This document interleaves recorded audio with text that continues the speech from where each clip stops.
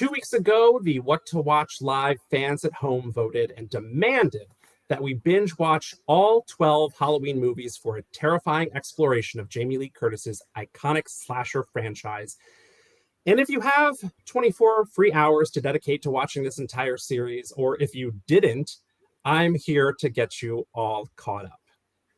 Halloween kicks off in 1978 when a murderer named Michael Myers escapes from a sanitarium on Halloween and returns to his hometown of Haddonfield, Illinois, to stalk babysitter Laurie Strode. For some reason, his pistol-packing psychiatrist, Dr. Loomis, is the only one who can stop him. Loomis hunts Michael down, shoots him 6 times. The end. Halloween 2. Oh no, Michael's still alive. Plot twist, Laurie is actually Michael's little sister. Michael still wants to kill Laurie and tracks her down to a local hospital where Laurie shoots him in both eyes and Dr. Loomis sets the hospital on fire, killing him and Michael. Halloween 3, Season of the Witch. No Michael Myers at all. He's not there. A sexy old mustachioed doctor seduces his patient's 20-something-year-old daughter while investigating the Silver Shamrock toy factory, which is making killer masks for some reason. Why is this the doctor's job? Good question. Halloween 4, the return of Michael Myers. 10 years after supposedly burning alive, Michael Myers, who probably shouldn't have his eyes at this point, is alive and wellish. Now he's stalking his niece, Jamie Lloyd. Dr. Loomis is still tracking Michael, who is shot dozens of times by an angry mob until he falls down a mine shaft. Also, Jamie is a killer? Halloween 5, the revenge of Michael Myers, because somehow he hasn't had enough revenge. Michael is nursed back to health by an elderly hermit. He now shares a telepathic link with his niece Jamie, but still wants to kill her. Dr. Loomis helps lock Michael up in prison, but LOL, he escapes again. Halloween 6, the curse of Michael Myers. Michael Myers and Jamie are abducted by a cult. Paul Rudd thinks Michael is immortal because of a curse that requires him to kill his entire bloodline. So Michael escapes the cult, kills the remaining family members of the Strodes, including Jamie. And of course, Dr. Loomis is still here. This movie is atrocious. Halloween H2O, the one with LL Cool J, Josh Hartnett, and Michelle Williams. Dr. Loomis is finally dead after neglecting all his other patients for the last 20 years, but Laurie Strode is back. She's the last remaining Strode. Michael wants her dead. Instead, she decapitates him with a fiery axe, and that's the end of the series. Just kidding. Halloween Resurrection, the one with Tyra Banks and Busta Rhymes. Turns out Laurie didn't kill Michael Myers. She killed an innocent paramedic who had swapped clothes with Michael because, of course, she did. Michael finally kills Laurie before turning his attention to a group of college students on an internet reality show. He kills most of them before being electrocuted himself. Halloween 2007. Rob Zombie reboots the franchise from scratch. It's the same as the 1978 movie, but different. Michaels dies, but he doesn't. Halloween 2, 2009, Rob Zombie's sequel. Michael is still chasing Laurie. They have some sort of mental connection. Michael kills Loomis. Laurie kills Michael. Laurie wears Michael's mask. Laurie is the new Michael? We'll never know because it's Halloween again, but in 2018. But Halloween is not a sequel to Halloween Resurrection, and Halloween is not a sequel to Halloween 2, 2009. Halloween is a sequel to Halloween from 1978, and it essentially undoes the absurdity of every other sequel. Jamie Lee Curtis is back as Laurie Strode, who has lived in her own personal Home Alone house for the last 40 years, waiting for Michael to return. And he does. Laurie teams up with her estranged daughter and granddaughter to kill Michael. Spoiler alert, it doesn't take. And Michael is back in the brand new movie Halloween Kills, available right now on Peacock. The end? I don't know. Scott, as our most passionate horror aficionado, you explored the Halloween franchise's most brutal, creative, and absurd kills. What do you have for us? I 100% did. And plot twist, David, it doesn't end with Halloween Kills because they already said that they're going to do another one here. Now, I was going to ask how many kills you guys think are actually in this franchise, but I'm going to just go through it for you. So, Halloween, 1978, 7 deaths. Not that bad for, starting off a franchise. It's pretty solid, right? And then the most brutal kill, in my opinion, again, this is just my opinion, Bob Sims. So he gets stabbed in the chest and pinned to a door, which is like super fun. Like, could you imagine being like stabbed and just hanging there, like dying? He also has the worst glasses in the franchise, and they're the ones that Michael Myers puts on over the ghost like blanket thing that he wears when he goes to strangle the other girl with the telephone cord, which is A+. Halloween 2, 1981. You can't have a sequel without upping the death count, so they pushed it up just a little bit, 10 deaths in this one. And the most brutal, in my opinion, is Nurse Karen Bailey, who is drowned and scalded in a boiling hot tub. Her face is basically just like pushed down into this boiling water. She keeps being brought up, and little bits of her skin are falling off, and it's just glorious. Like the best facial you can really get. Honorable mention in this one, another nurse gets a hypodermic needle to the temple. This one is a little bit odd because it's really, really close up and they show the needle going in, and there's a lot of people that have issues with needles, so I can see how that would bother them, but there's nothing in the needle. So it's like, what did he actually do here? Anyways, that's why I got honorable mention. Moving on to Halloween 3, Season of the Witch, 1982. This one bumps up the kill count to a shocking 21 deaths. That's a lot of deaths. The most brutal, or at least the most impactful, in my opinion, is little Buddy Kupfer. He's got this silver shamrock mask, and if you're not familiar with the plot, basically the masks are triggered by a commercial that is on television, and it activates this little chip in the back, and the masks start melting down on their face, and all sorts of glorious things come out, like snakes and roaches and stuff. So you can get a little sneak peek here. It's safe for work, obviously, but look, he does not look happy to have that mask on. It's definitely not comfortable. Halloween 4, The Return of Michael Myers. This one, 19 deaths. The most brutal is actually one of the ones that happens right out of the gate. So the poor attendant that is in the, like, what do you call them? Ambulance? That's the word I was looking for, ambulance. The little car that carts people around that are sick. Anyways, they're pushing Michael Myers around, and there's 2 attendants in the back. Unfortunately, attendant Jay Black gets the worst of it. He gets Michael Myers' thumb straight through the forehead. I'd really like to know like what his forearm workout is that allows him to do that, because, you know, as a rock climber, having that type of finger strength would be really helpful.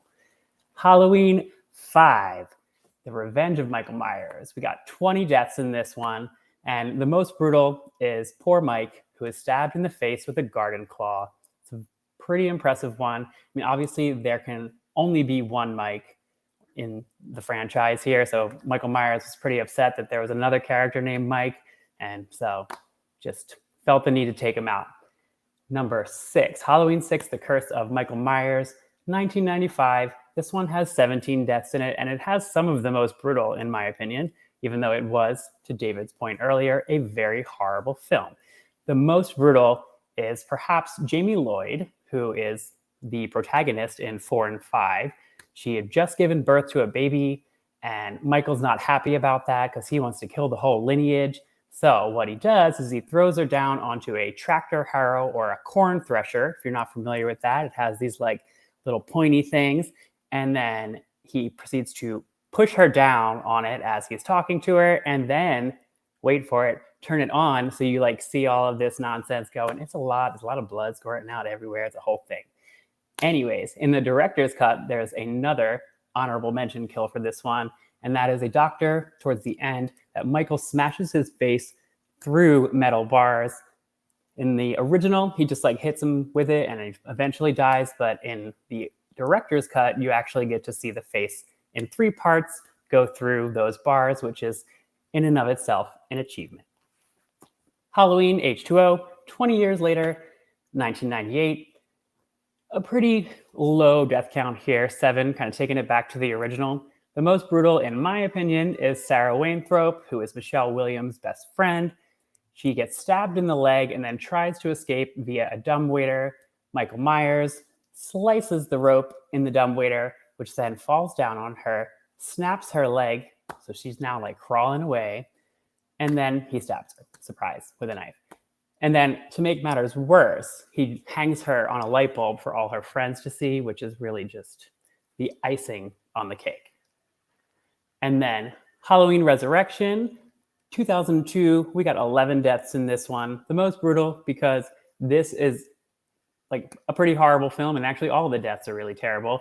The worst kill is Laurie Strode, who is stabbed in the back several times and thrown from a building at the very beginning.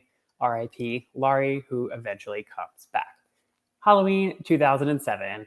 This is the Rob Zombie franchise, which actually has some of the most brutal kills as well, because Rob Zombie is really good at like making kill scenes feel really real. The most brutal, in my opinion, is Judith Myers, who is repeatedly stabbed by her younger brother. It is a very visceral scene where she's just kind of trying to get away and he's just ominously stalking behind her. It's a lot. It's a whole lot. Take a look at it. I recommend it.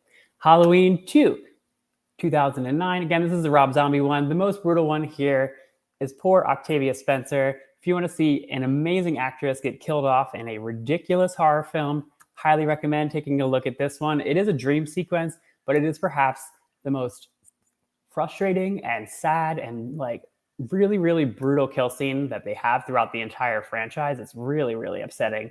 She's just like trying to get away and she's crying, and like it's believable because she's such a great actress.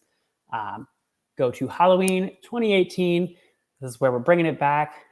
The most brutal here, in my opinion, is Oscar, who is the poor friend of Laurie's granddaughter. He gets impaled on a gate, which is like, you know, that sucks. He gets stabbed in the back and then his face gets like smushed onto it. It's a lot. Like nobody wants to go out like that. It's not cute. You're not going to have an open casket funeral after that. Like too much. The honorable mention is Dr. Sartan, who is on the screen here. He gets his poor head stomped, you know, just like, ugh, stomp the yard, Michael. Like, yes, work. Halloween Kills just came out, has a ridiculous amount of kills and the most in the franchise at 34. The most brutal here, in my opinion, and not just because it's a gay couple, is poor Big John. He gets a knife to the armpit, and that, as if that wasn't enough, Michael then sticks his fingers into his eye sockets and pops out those eyeballs. So fun times. This was like a really exciting and like optimistic, enthusiastic, like happy time to talk about things. What did you guys think? Did you guys think that we would get to that many kills? It's over 200 throughout the franchise, like altogether. Any of those that you really would not want to have done to you? That's a lot of kills. Yeah, all of them. I don't want any of the kills done to me. No kills. Well, when you think about the Halloween franchise, you don't often think about fashion, but nobody rocks a denim onesie quite like Michael Myers. And I know that our very own fashionista, Quam, has some thoughts on the many looks of Michael Myers. Quam, take it away. Yes, Michael Myers has gone through so many different changes throughout the series, and I'm here to break them down all through I call kill fits, and we're gonna rank these fits and see, you know, which is the best, specifically the masks, because the masks definitely do change throughout the series. So first, in the worst / F tier, we have Halloween 3. So this is actually disqualified because there's actually no Michael Myers, and how can we have a Halloween movie without old Mikey Mike? So moving along, we go to Halloween Resurrection. And this one just looks goofy. Michael looks like a stressed out mime who's like on his lunch break and is chain smoking cigarettes. You know, he's just had enough. Moving on to Halloween H2O. I know there's a few masks that have been used in this movie, but what we're going to focus on is the CGI mask, because why? Why would they have a CGI mask for Michael? It makes him look like an alien. He doesn't look human, and that's not Michael. Not my Michael. Hashtag not my Michael. Moving on to Halloween 4. This one just makes Michael look sad. He's just a sad Michael, and I don't like him sad Michael. I need a killer Michael. Okay, moving on to the meh okay / C tier. We have Halloween 5. So this one, while it isn't that great, I think it makes Michael look a little bit more deranged, and I guess that works, you know, since he is, you know, a psychopath. Going on to Halloween 6. This one isn't too bad, but Michael's head just looks big AF. So like he's like a murdering bobblehead just making his way downtown, slashing people up. Going on to the better / A tier, now we're getting into the top of the list, the cream of the crop of the mask. So going to Halloween Kills, the movie that just came out. I don't want to spoil too much, but as you can see on the poster, Michael has a burn mark on his mask. I thought that was a really cool addition to the iconic mask, and he looks even more scarier. Going on to, this is actually a three-way tie between Halloween 2007, Halloween 2 from 2009, and Halloween in 2018. So all these masks are relatively the same, but they do one thing right in that they make Michael's mask look very aged. And I just love that, that focus detail and making it look like, that he's been through some things. And by some things, I mean a lot of murder sprees. So they get a lot of brownie points for making this mask look like it has been through decades of killing. And going on to Halloween 2. So this mask is a mask that mostly resembles the original Halloween mask. There's a slight few variations, but it definitely is the closest to the original mask. But it is not the original mask. And so that leads us to the best / S tier, which is the Michael Myers mask from the original Halloween. I mean, it's the one that set it off, and you can't beat the original. So this is the mask that everyone knows Michael Myers for, and you just can't beat the original. So that is the kill fits, the Michael Myers mask throughout the years. And I just want to know, which one is your favorite mask, y'all? I have some issues with the amount of changes his eyebrows have gone through on those masks. It's like more than a housewife. Yes. Sometimes it's thick, sometimes it's pointed, sometimes it's got that 90s really thin girl brow. It's too much.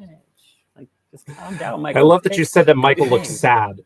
Because he did. He just kind of had a sad emoji face is what he looked like. A sad mime. Yeah, sad mime. So good.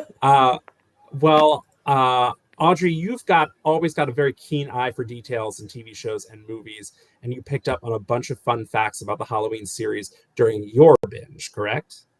Yes, so I'm going to keep this brief because that was a real deep dive into Halloween. I'm just going to give you 5 fun facts, and there's no images. It's just my witch hat talking. So piggybacking off Quam's, the original Halloween script didn't call for any sort of specific mask. It was just a pale, neutral featured man. So I think as fans of the franchise, know they ended up using a Captain Kirk mask. But I thought that was interesting that there was no specifics, which it kind of looks that way. It's a very bland, pale, neutral man. So we got that. Most of Halloween's cast provided their own wardrobe. Jamie Lee Curtis actually bought her costumes at JCPenney's for under $100, which I love. And fun fact, I'll have you know, you're like, JCPenney, really? If you need curtains, JCPenney is a really great place to go shopping for curtains still today. So just bringing that in to this Halloween mix. Okay, number 3. John Carpenter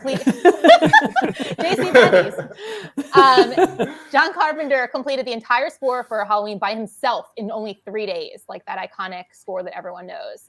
He usually does all of his own music, and for this theme, he really harkened back to a drumming exercise for bongos that his dad taught him when he was a kid. And that's where that kind of sound that everyone knows came from, which I thought was interesting. Hiring Jamie Curtis, this probably isn't too shocking, was a bit of a tribute to horror master Alfred Hitchcock because her mother, Janet Leigh, is everyone's favorite scream queen from Psycho. And this one I just thought was funny, that the movie was almost named The Babysitter Murders, which I get it. But due to budget constraints, and instead of shooting over several days, they decided to just focus on all of the shooting on Halloween night, which is how it became called Halloween. So no to Babysitter Murders, yes to Halloween. So those were just a few random things that I thought were interesting about the franchise. And also an interesting note about the vagueness of the way Michael Myers was described in the first movie. He was actually just called The Shape. He wasn't even called Michael Myers. He was just referred to as The Shape. Ooh. Yeah. Ooh. Ooh. He's a shape. So you can explore every Halloween movie and much more of your scary favorite franchises by saying Halloween Movie-thon into your voice remote, or just Halloween